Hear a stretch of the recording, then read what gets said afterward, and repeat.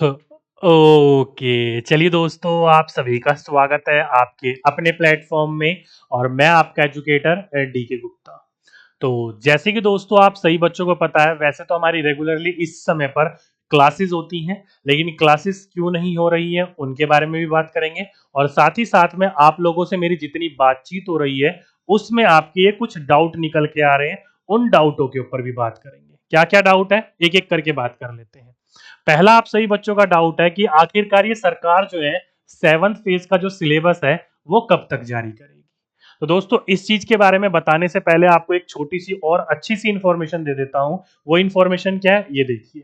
ये है जो है आपकी आज की न्यूज है। न्यूज के ऊपर नहीं जाएंगे, हमें आपको असलियत भी बताऊंगा, टेंशन मत लीजिएगा। पहली तो आप सही बच्चों की सैलरी जो है उसके बारे में पता चल चुका है कि सैलरी जो होने वाली है वो 40,000 से लेकर 50,000 के बीच में सैलरी होगी। देखा जाए तो जो आकर्षक सैलरी बोला जा रहा था, ठीक है, पुराने वाले से डबल सैलरी कर दी गई है, लेकिन अन्य राज्यों से जैसे कि यूपी से ही मान लिया जाए तो उससे भी अभी भी 10,000 रुपए सैलरी कम देखने को मिल रही है। जो कि एक्यूरेट बताया जाए तो कक्षा 1 से लेकर 5वीं तक की सैलरी 39,340 है। कक्षा 6ठी से 8वीं तक की 43,940 है। 9वीं से 10वीं की 48,541 है। और 11वीं से 12वीं की लेकर 50,075 सैलरी है। ये जो आपकी पूरे हाथ में आएगी वो बेसिक सैलरी अलग होती है और पूरी सैलरी जो ग्रॉस सैलरी बोली जाती है वो अलग होती है। ठीक है, तो ये तो बात होगी सैलरी की। लेकिन मेन मुद्दा वहीं पर ही आ जाता है कि जो नोटिफिकेशन होगा वो कब आएगा। तो दोस्तों इसी न्यूज़पेपर में आप बात करोगे तो आगे लिखा है कि अगले 10 दिनों के अंदर परीक्षाओं के सिलेबस और पैटर्न आदि की सारी तैयारी हो जाएगी और वो आप लोगों के सामने प्रस्तुत हो जाएगी। तो इसी के लिए दोस्तों एक डेट निकल के आती है आप लोगों के सामने। और बाकी सैलरी का दोस्तों ये पूरा का पूरा दस्तावेज भी शामिल किया गया था, मतलब साइड पर अपलोड किया गया था, आप यहाँ भी देख सकते हो। यहाँ पर आपकी बेसिक सैलरी बताई गई है। कितनी बेसिक सैलरी, ग्रॉस सैलरी नहीं बताई है। ठीक है, तो इस पूरे के पूरे पेपर को पढ़ने के बाद आपको यहाँ से ये पता चल जाता है कि आप लोगों की जो सैलरी, मतलब आप लोगों का जो नोटिफिकेशन है सिलेबस का, ये आने वाले 10 दिनों में पूरा का पूरा जारी कर दिया जाएगा। अब बात करी जाए एक्यूरेट डेट की, सर एक्यूरेट डेट बता दीजिए। तो दोस्तों डेट लिख लीजिए, 9 से 10 के बीच में आपका, मतलब मई में आपको आपके सिलेबस का नोटिफिकेशन मिल जाएगा कि आपका ये सिलेबस रहने वाला है।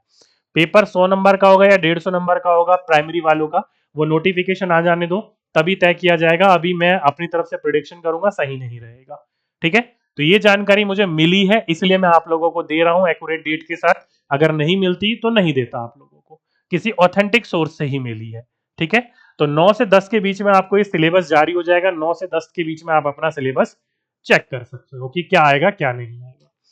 अगला पॉइंट है कि ये जो नोटिफिकेशन है, सिलेबस जारी कर देंगे लेकिन फॉर्म अप्लाई करने का जो नोटिफिकेशन है वो कब तक देखने को मिलेगा। तो ऑनलाइन फॉर्म जो है दोस्तों, कहा जा रहा है कि वो 20 से लेकर 30 मई के बीच में कभी भी बम फोड़ सकते हैं। तो 20 से लेकर 30 मई के बीच में आपका ऑनलाइन नोटिफिकेशन आ जाएगा। 20 से 30 मुझे भी यही डेट बताई गई है जिनसे मेरी बात हुई है। ठीक है, तो उन्होंने मुझे 20 से 30 ही बताई है और वो भी इन्होंने कहा है कि सर बाकी देखते हैं आगे क्या होता है। ठीक है, तो 20 से 30 के बीच में आपका जो ये पूरा का पूरा नोटिफिकेशन देखने को मिल जाएगा, ऑनलाइन होना अप्लाई शुरू हो जाएगा। अब यहाँ पर कई बच्चों का डाउट ये भी है कि सर अगर नोटिफिकेशन 20 से 30 के बीच में आ गया, जैसे कि मैं आपको बोल रहा हूं कि नोटिफिकेशन जो है एग्जाम का वो आपका 20 से 30 के बीच में आ गया, मानकर चलते हैं चलिए। ठीक है, 20 से 30 के बीच में आ गया तो क्या एग्जाम जो है वो जून में हो जाएगा। कई बच्चे ये बोल रहे हैं कि सर एग्जाम जो है वो जून में हो जाएगा। तो नहीं दोस्तों, इतनी जल्दी एग्जाम नहीं होगा, कि टेंशन ना लीजिएगा। जब भी आपके फॉर्म अप्लाई होते हैं, अप्लाई होने के बाद उनको भी कुछ समय चाहिए होता है सारी की सारी चीजें के लिए अलॉट करने के लिए, सेंटर अलॉट करने के लिए। एग्जाम एक दिन होंगे, 2 शिफ्ट में होंगे, वो बात ठीक है, लेकिन आपको कुछ समय तो चाहिए ना सरकार को एडमिट कार्ड वगैरह जारी करने के लिए, सब कुछ चीजों को तय करने के लिए। तो इसलिए एग्जाम में आपको इजीली 3 से 4 महीने का समय दिया जाएगा। मैं अभी भी उसी बात पर अटल रहूंगा कि आपका एग्जाम जो है वो ईयरली एंड में ही देखने को मिलेगा। ठीक है, तो इस चीज को लेकर पैनिक मत होइएगा, सर एग्जाम आ गया, एग्जाम आ गया, एग्जाम आ गया। क्लास मेरी जो है रेगुलर, आप लोग बोलते हो कि सर जो क्लास आप ले रहे हो उसको रेगुलर लीजिए। मैं रेगुलर इसलिए नहीं ले रहा हूं दोस्तों क्योंकि मैं पता चले मैं आपको पढ़ा दूं, सिलेबस आए और सब कुछ बदल जाए। इसलिए दोस्तों मैं आपको पढ़ा रहा हूं, लेकिन आपको कम पढ़ा रहा हूं ताकि जैसी सिलेबस आ जाए, ये 5-7 दिन की बात और है, जैसी सिलेबस आ जाए तो अच्छी तरीके से सारी की सारी चीजें जब हमें पता चल जाएंगी तो उसी अनुसार हम अपना पढ़ेंगे। ठीक है, बाकी क्लासेस आपको ऐसे ही मिलती रहेगी, टेंशन ना लीजिएगा उस चीज को लेकर। ठीक, और सिलेबस आ जाएगा तो धुएंधार से आपको मिलेगी। तो अपना सिलेबस हो गया, नोटिफिकेशन हो गया। अगला जो मेन क्वेश्चन पूछा जा रहा है आप लोगों से, या पूछ रहे हैं जो बच्चे कि सर बीएड वालों को पेपर 1 एंड पेपर जो 1 to 5 का होता है उसमें मौका मिलेगा? क्योंकि दोस्तों सीधी सीधी सी बात है, आपकी जो पहली बीएड वालों का 6ठी से 8वीं तक का पोस्ट होता है उसमें 1745 आई थिंक पोस्ट है, ज्यादा पोस्ट देखने को नहीं मिल रही है। तो इसलिए अब कई बच्चों का मन ये है कि चलो ठीक है कोई नहीं, प्राइमरी वाले में देखते हैं उसमें भर लेंगे। तो बच्चे बड़ी दुविधा में है कि अप्लाई हम कर भी सकते हैं पेपर 1 एंड पेपर 2 दोनों के लिए या फिर नहीं कर सकते। तो दोस्तों अभी तक जो है सारी की सारी चीजें जो है वो कोर्ट में जा रखी है, तो उस चीज को लेकर घबराइएगा मत। अभी आप अपने आप को एलिजिबल माने पूरी तरीके से, जब तक पूरा नोटिफिकेशन में आकर ये नहीं कह दिया जाता कि बीएड वाले एलिजिबल नहीं है। ठीक है, तो अपने आप को पूरी तरीके से एलिजिबल मानो, आप बिल्कुल एलिजिबल हो पेपर 1 एंड पेपर 2 दोनों के लिए। ठीक, आइए आगे चलते हैं। अगला कि क्या 2021 से 23 वाले बच्चे, अब देखो दोस्तों बहुत सारे ऐसे हमारे बच्चे होंगे जो 2021 से 23 के बीच में होंगे, जिन्होंने 2021 में अपना एडमिशन लिया था और 2023 में है, और कई बच्चे ऐसे हैं जिन्होंने 2022 में एडमिशन लिया था और 2024 में उनका क्लियर होगा। ये दोनों के दोनों बच्चे बड़ी फंसे हुए हैं दुविधा में कि सर हम लोगों को मौका मिलेगा कि नहीं मिलेगा। तो देखो दोस्तों पहली बात तो इसमें मौका लेने के लिए पहली तो 2021 23 वाले और 22 और वैसे तो 22 से 24 और 24 से 25 होना चाहिए। ठीक है, तो वैसे ये आप देख लो, तो आपको ये पता होना चाहिए दोस्तों 23 मान लो 24 मान लो, क्योंकि 2022 से 23 और 23 से 24 नहीं भाई 24 ही होगा। कहां जा रहा दीपक, ध्यान। ठीक है ठीक है, तो ये बच्चे भी कह रहे हैं सर हमें भी मौका मिलना चाहिए इस तरीके से।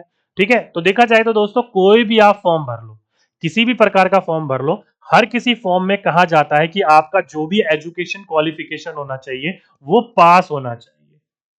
क्या होना चाहिए? पास होना चाहिए।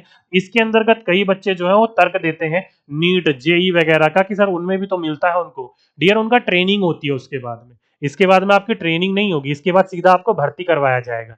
जेई नीट के अंतर्गत आपको ट्रेनिंग मिलती है, ट्रेनिंग करने के बाद आपको वहां पर पोस्ट मिलती है, एग्जामिनेशन केवल दिया जाता है वहां पर। ठीक है, तो ऐसा तो यहाँ पर कुछ है नहीं ट्रेनिंग वेरेनिंग का। ठीक, तो इसलिए अभी के लिए मैं, अब देखो दोस्तों सीधी सीधी बात कहूँ, घुमाने की बात आदत नहीं है मेरी कि आप लोगों को मीठा मीठा करके अपनी तरफ कर लूं, नहीं, सीधी कड़वी बात आप लोगों को लगेगी, लेकिन एक ही बार को लगेगी, लेकिन हजम करने वाली बात होगी ये। तो किसी भी एग्जाम को देने के लिए टीचिंग एग्जाम में सारी की सारी चीजें आपका पास आउट होना चाहिए। मैं तो यही दुआ कहूंगा कि अगले साल इलेक्शन है, इलेक्शन के चक्कर में जो है ये सरकार इनको एलिजिबल कर दे, इनको एलिजिबल कर दे। बस आप लोगों का सीटेट पास होना चाहिए, ध्यान रखिएगा, सीटेट पास तो कर पाओगे, नहीं तो नहीं कर पाओगे। जैसे बीएड वाले जो है इनका पेपर 1 पास होगा तभी ये एलिजिबल है, नहीं तो नहीं एलिजिबल है। पेपर 2 के भरोसे पे आप क्लास 1 to 5 में नहीं अप्लाई कर पाओगे। ठीक है, तो इसलिए दोस्तों यहां पर आपका क्या होना चाहिए, 2021 से 23 वालों को एलिजिबल कर दिया तो बहुत अच्छी बात है, नहीं तो जो रूल कहते हैं रूल के हिसाब से आपको मौका नहीं मिलेगा जब तक आपका पास नहीं हो जाता आपका टीचिंग कोर्स वाला पूरा का पूरा पोर्टल। ठीक है, चलिए, तो ये था दोस्तों आज के आप सभी बच्चों के प्रश्नों का हल कि सिलेबस कब होगा, नोटिफिकेशन पेपर 1 एंड पेपर 2 के अंतर्गत बीएड वालों को मौका मिलेगा या 21 से 23 वालों को मौका, या 22 से 24 वालों को मौका मिलेगा या फिर नहीं मिलेगा। उम्मीद करता हूं आप समझ गए होंगे। चलिए, आज के लिए बस इतना ही, बाकी जैसी सिलेबस आ जाएगा क्लासेस बिल्कुल प्रॉपरली तरीके से चलेंगी। जब तक आप ये जो क्लासेस चल रही हैं उनसे आप पढ़िए, उनसे आप लोग मैनेज करिए। ठीक, चलिए दोस्तों आज के लिए बस इतना ही, आपसे फिर मुलाकात होगी एक नेक्स्ट वीडियो में एक नेक्स्ट टॉपिक के साथ। जब तक के लिए सभी बच्चों को धन्यवाद।